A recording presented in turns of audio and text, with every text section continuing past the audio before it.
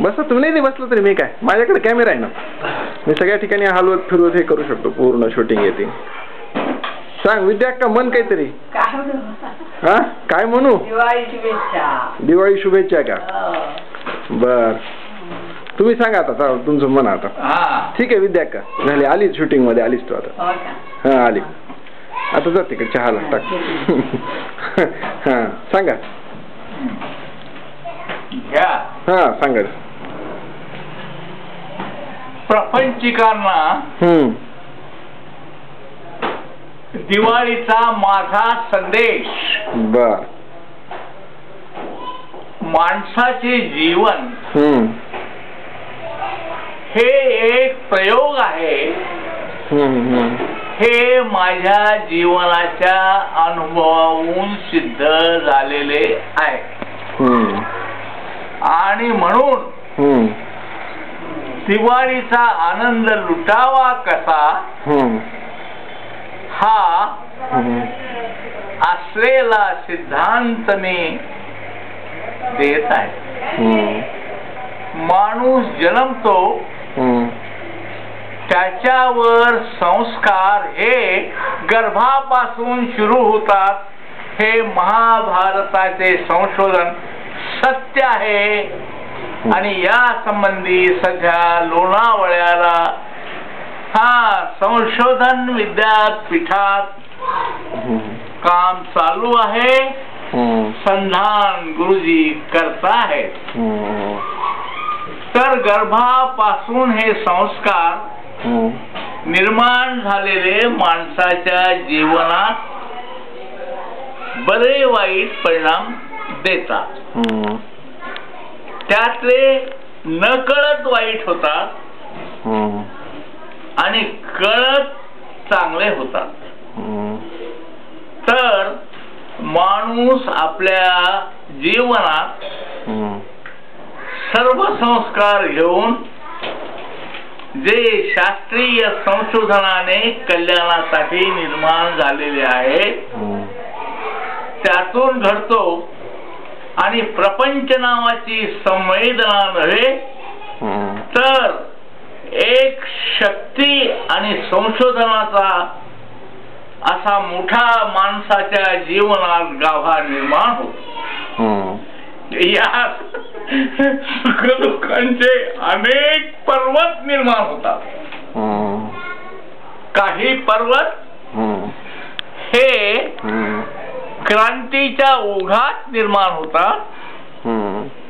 काही पर्वत हे नैसर्गिक आघातातून निर्माण होतात. काही पर्वत हे माणसाच्या चुकातून निर्माण होतात. आणि हे सगळं जिंकायचं असेल तर माणसाच्या जीवनात आनंद शक्ती ही चिरंतन नांदली पाहिजे आणि शक्ती म्हणूनच तिनं काम केलं पाहिजे. यासाठी हे सर्व सण निर्माण झालेले आहेत. आणि माझ्या जीवनात हे तिन्ही अनुभव आहेत. राजकीय क्रांतीतून महान असलेली श्रीमंती घालवण्यासाठी चूक असो का बरोबर असो जी चूक सिद्ध झालेलं आहे. सरंजाई नसेल पण श्रीमंतीसाठी जग धडपडत आहे हा एकीकडला भाग. आणि सरंजाईशाहीची श्रीमंती हा दुसरा भाग.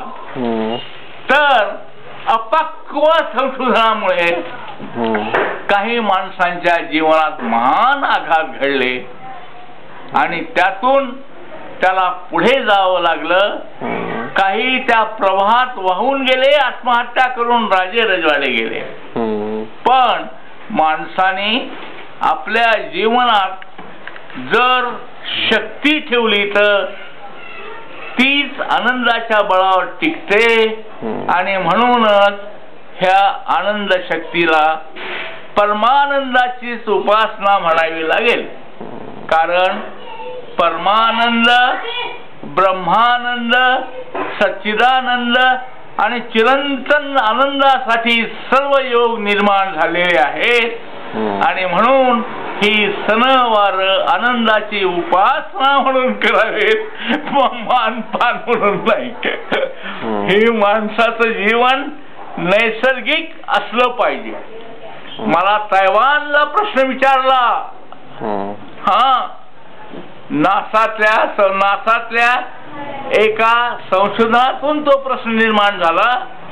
तो प्रश्न असा होता, तिथल्या क्लब मध्ये विचारला गेला की मला प्रेम करता येत नाही, मला शिकवा.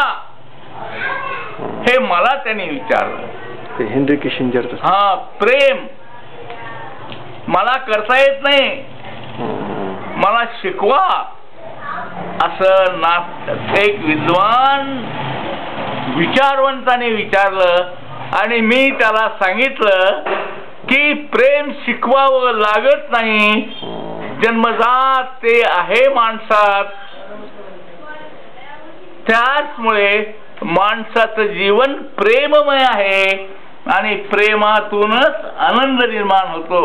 आणि म्हणूनच प्रेम आणि आनंद हे माणसाच्या आघाताची महान औषध आहेत आणि याचा उपाय म्हणजे परमात्मा ऐक्य हाच आहे.